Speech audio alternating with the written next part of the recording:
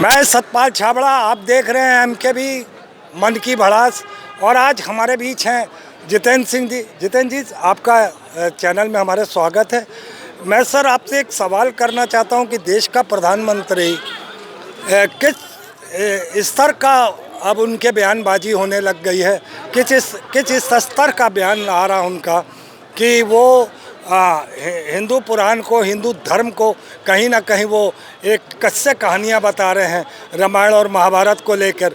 और वो कह रहे हैं कि इसके वीडियो बनाने चाहिए, AI वीडियो बनाने चाहिए और इससे पैसा कमाना चाहिए। क्या ये देश के प्रधानमंत्री का आचरण होना चाहिए कि पहले तो आप हनुमान नाम की पतंग उड़ाते हैं, कभी बजरंगबली को ले आते हैं, कभी राम को ले आते हैं अयोध्या के बारे में, और अब इस तरीके से आप इस हद तक आ गए हैं कि अब आप हिंदू पुराण पे एक इस तरीके का बयान दे रहे हैं कि वो किससे कहानियाँ हैं। तो आपको ऐसा कैसा लगता है इसमें? तो पहले थैंक यू और आपके नए चैनल के लिए। अगर मैं बात करूं तो जो गवर्नमेंट का मेन काम होता है वो बेसिक नीड्स का फुलफिलमेंट होता है, स्पेशली इंफ्रास्ट्रक्चर पे ध्यान दें और क्या क्या इनोवेशन आते हैं उनमें ध्यान दें। और रही बात आस्था के लिए, तो आस्था का विषय अलग है। जो अगर मेरा पर्सनल व्यू देखा जाए तो गवर्नमेंट के काम अलग होना चाहिए, आस्था अलग होना चाहिए।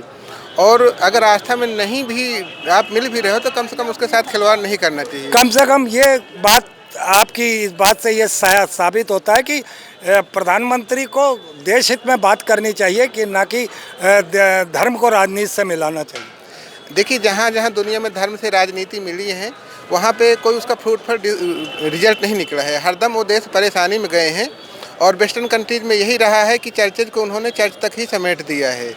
तो अगर हम राजनीति को और धर्म को एक साथ लेके चलेंगे तो कहीं ना कहीं उसके नुकसान धर्म को काफ़ी होगा, लोगों को भी काफ़ी होगा।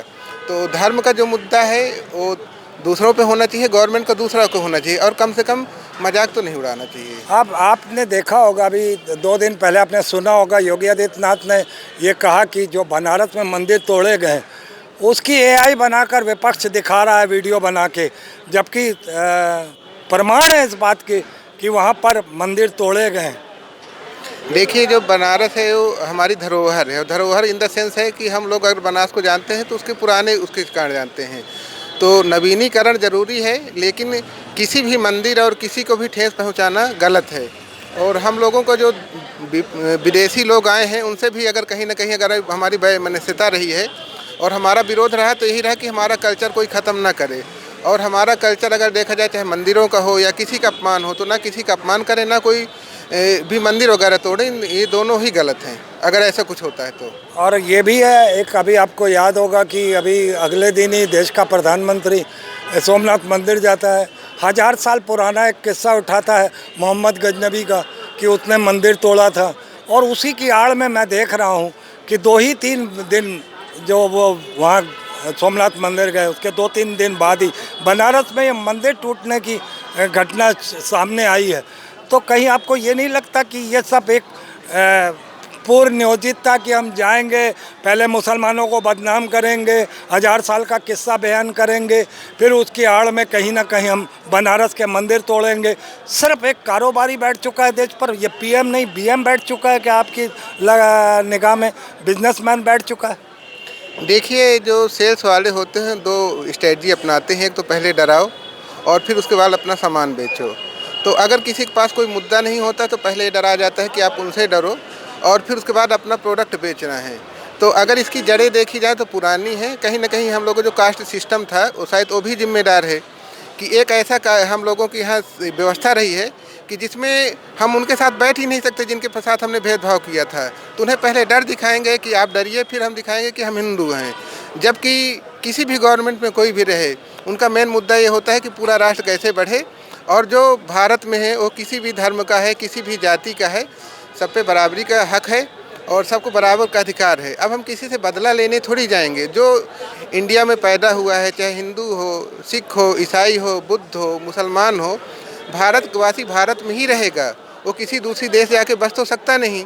तो सबसे अच्छी है कि हम ऐसी योजनाएं लाएं कि सब मिल करके प्रोग्रेस करें, आगे बढ़ें और इस तरह के कम से कम डिवाइडेशन वाली बातें तो बिल्कुल ना करें। तो 2014 से तो ये बददस्तूर जारी है कि हिंदू खतरे में है, सनातन खतरे में है, इसी के इर्द गिर्द ही सत्ता चली है।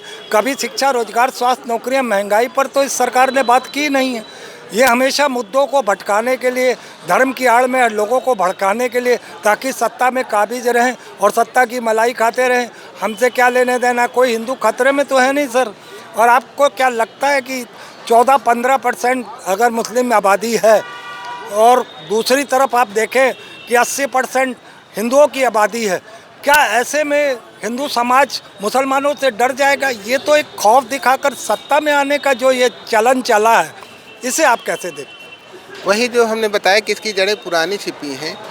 पहले हम जाति के नाम से किसी को परेशान किए, फिर उसके बाद आज हम धर्म के नाम से करेंगे, तो जो ये डिवाइडेशन वाली पॉलिसी होती है तो कुछ ना कुछ मिलता ही रहेगा। तो सबसे अच्छा तो यही है कि गवर्नमेंट को अपना काम करना चाहिए जिसमें से प्रोग्रेस हो, नए नए इनोवेशन हो, नए नए इंस्टीट्यूशन ऐसे खुलें कि जिनमें हम लोग अपने दुनिया में कुछ ना कुछ नया दे सकें, रादर देन कि हम ऐसी चीज़ों में बात करें कि जो डिस्ट्रक्टिव हों और कंट्री को पीछे खींचती हों। बातें तो ऐसी होनी चाहिए जो प्रोग्रेसिव हों, आगे बढ़ाएं। इनोवेशन की बात करें, एजुकेशन की बात करें, और अगर भारत की उन्नति करना है तो सबसे पहले एजुकेशन पे ही ध्यान देना पड़ेगा। तो आपको नहीं लगता कि एक ही आदमी 2 आदमियों की उन्नति के लिए देश में काम कर रहा है, नरेंद्र मोदी, अडानी अंबानी के लिए? सिर्फ आपने कहा ना, अगर कुछ ऐसे कर्म करने चाहिए, इसको धर्म से नहीं जोड़ना चाहिए, आपके देश के हित में जो भी काम हो वो करने चाहिए, मगर यहाँ तो किसी 2 व्यक्ति के लिए ये काम कर रहा देश का प्रधानमंत्री। आप इसे कैसे देखते?